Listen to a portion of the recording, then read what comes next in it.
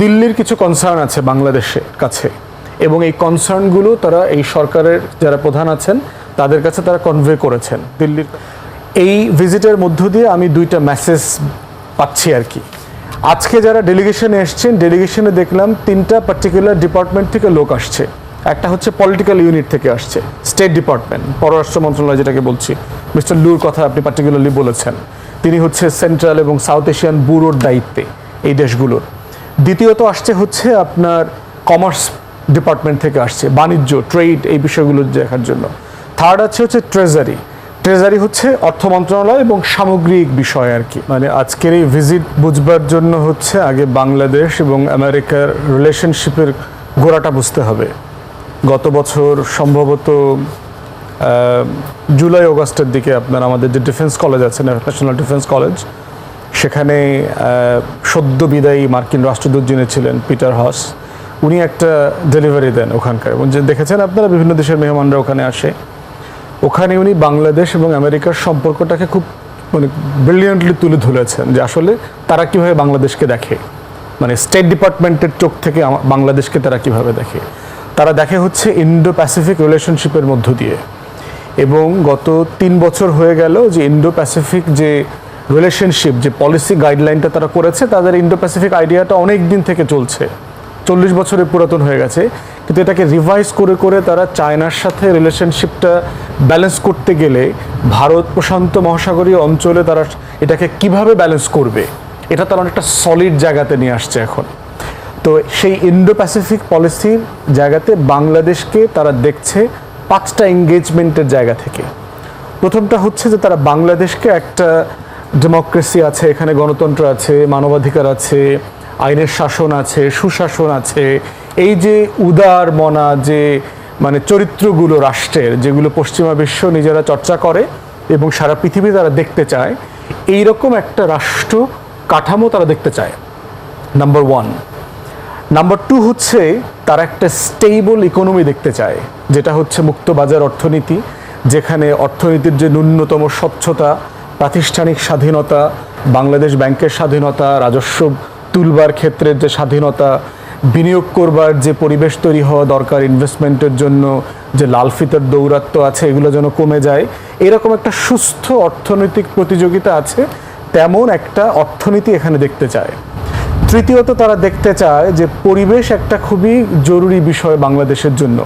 আপনারা জানেন যে পৃথিবীতে সবচেয়ে 10টা গুরুত্বপূর্ণ রাষ্ট্র যারা পরিবেশের হুমকির মধ্যে আছে, আগামী 50 বছর পরে, 30 বছর পরে ধারণা করা হচ্ছে যে লেভেলে গ্লোবাল ওয়ার্মিং হচ্ছে, এই ক্লাইমেট চেঞ্জের র্যাপিডিটি যদি থাকে, তাহলে এই 10টা দেশ সবচেয়ে বেশি ক্ষতিগ্রস্ত হবে।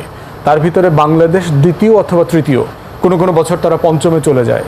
এর মানে হচ্ছে আগামী 30 বছর পরে বাংলাদেশের অর্ধেক পর্যন্ত পানিতে ডুবে যেতে পারে। এবং আমরা যখন বর্ষাকাল দেখতে পাচ্ছি, এই যে অনিয়মিত বর্ষাটা হচ্ছে, যে আষাঢ়ে বর্ষাটা সেপ্টেম্বর অক্টোবরে চলে যাচ্ছে, এটা তার একটা লক্ষণ। Anyway that's a different discussion. তো পরিবেশ নিয়ে তারা কাজ করতে চায়। এরপরে দেখবেন তাদের আরেকটা কাজের জায়গা হচ্ছে রোহিঙ্গা। এই যে বিশাল আপনার 13 লক্ষ, এখন তো সংখ্যাটা সার্টেনলি বেড়ে গেছে, ধরে নিচ্ছি 15 লক্ষ, এই রোহিঙ্গা রিফিউজিদের ব্যাপারে কি হবে, এটা নিয়ে তারা বাংলাদেশের সাথে কাজ করতে চায়। তাদের শান্তিপূর্ণ পুনর্বাসন, আরাকানে আপনার পরিবেশ তৈরি করা, গণতন্ত্র ফিরে আসা, এটার সাথে বার্মা অ্যাক্ট জুড়ে গেছে, বার্মা অ্যাক্টের সাথে এই রিজিওনাল কোঅপারেশন এবং এখানে আর্মস দেওয়া পর্যন্ত তারা কংগ্রেসের অনুমতি নিয়ে নিয়েছে। সেই বিষয়গুলো নিয়ে তারা বাংলাদেশের সাথে কাজ করবে। সর্বশেষ যেটা তারা দেখতে চায় সেটা হচ্ছে শ্রম অধিকার, যে বিষয়গুলো আছে, যে শ্রমিকদের ট্রেড ইউনিয়ন করার অধিকার, ন্যায্যতার প্রশ্ন, ন্যূনতম মজুরি, তারপরে হচ্ছে এই বিষয়গুলো নিয়ে তারা কাজ করতে চায়। এবং আপনার মনে থাকবে যে আমরা যখন একটা ডামি নির্বাচন করলাম বাংলাদেশ গত জানুয়ারিতে, তখন যুক্তরাষ্ট্র কিন্তু এই কনসার্নগুলো রেইজ করেছে, তাদের রিসেপশন যে ওয়েলকাম স্পিচ ছিল, ওইটা স্টেটমেন্ট ছিল। এবং ওখানে তারা বলেছে পিটার ডি হাস গিয়ে যে আমরা এখন কোন কোন জায়গাতে এই সরকারের সাথে কাজ করব। সেখানে ডেমোক্রেসি বিষয়টা তারা বলে নাই যে এই বিষয়টি আমরা কাজ করব না এই সরকারের সাথে। বাকি 3টা বিষয় নিয়ে 4টা বিষয় নিয়ে তারা কাজ করবে বলেছে, যেহেতু তারা নির্বাচনকে একটা ফেয়ার নির্বাচন বলে স্বীকৃতি দেয় নাই। তো এইটা হচ্ছে বাংলাদেশ এবং যুক্তরাষ্ট্রের সম্পর্কের ফাউন্ডেশন। এই জায়গাটা বুঝলে যে কোনো সফর, মেহমান, ডেলিগেশন, সাহায্য, টাকা পয়সা দেয়া, এগুলো আলোচনা করতে সুবিধা হবে।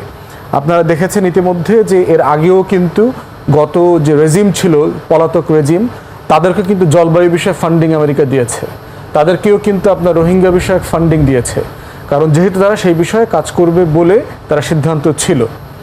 আজকে যারা ডেলিগেশনে এসছেন, ডেলিগেশনে দেখলাম 3টা পার্টিকুলার ডিপার্টমেন্ট থেকে লোক আসছে।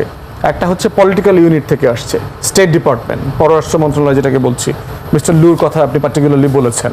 তিনি হচ্ছে সেন্ট্রাল এবং সাউথ এশিয়ান ব্যুরোর দায়িত্বে এই দেশগুলোর। দ্বিতীয়ত আসছে হচ্ছে আপনার কমার্স ডিপার্টমেন্ট থেকে আসছে, বাণিজ্য, ট্রেড, এই বিষয়গুলো দেখার জন্য। থার্ড আছে হচ্ছে ট্রেজারি। ট্রেজারি হচ্ছে অর্থ মন্ত্রণালয় এবং সামগ্রিক বিষয় আর কি। এবং ভিজিটগুলো কাদের সাথে হচ্ছে যদি দেখেন, তারা চিফ অ্যাডভাইজারের সাথে মিটিং করেছে, তারা বাংলাদেশ ব্যাংকের গভর্নরের সাথে মিটিং করবে, রাজস্ব বোর্ডের সাথে মিটিং করবে, সেনাবাহিনীর সাথেও মিটিং করবার একটা কথা আমরা শুনেছি, এখনও জানি না। তাহলে আসলে কি বোঝা যাচ্ছে? এবং তারা দিল্লি থেকে এসছে সবাই। এই ভিজিটের মধ্য দিয়ে আমি 2টা মেসেজ পাচ্ছি আর কি।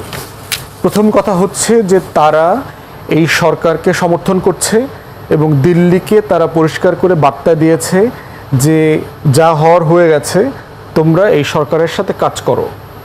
দিল্লির কিছু কনসার্ন আছে বাংলাদেশের কাছে, এবং এই কনসার্নগুলো তারা এই সরকারের যারা প্রধান আছেন তাদের কাছে তারা কনভে করেছেন। দিল্লির কনসার্ন কি, তার টেরিটোরিয়াল ইন্টিগ্রিটির প্রশ্ন আছে, তার দ্বিপাক্ষিক স্বার্থ আছে, তার এখানে বিলিয়নস অফ ডলারের ইনভেস্টমেন্ট আছে, তার এখানে লক্ষ লক্ষ মানুষ কাজ করে। এই স্বার্থগুলো ক্ষুণ্ণ হবে কি হবে না, সেই বিষয় নিয়েও তারা বার্তা দিয়েছে।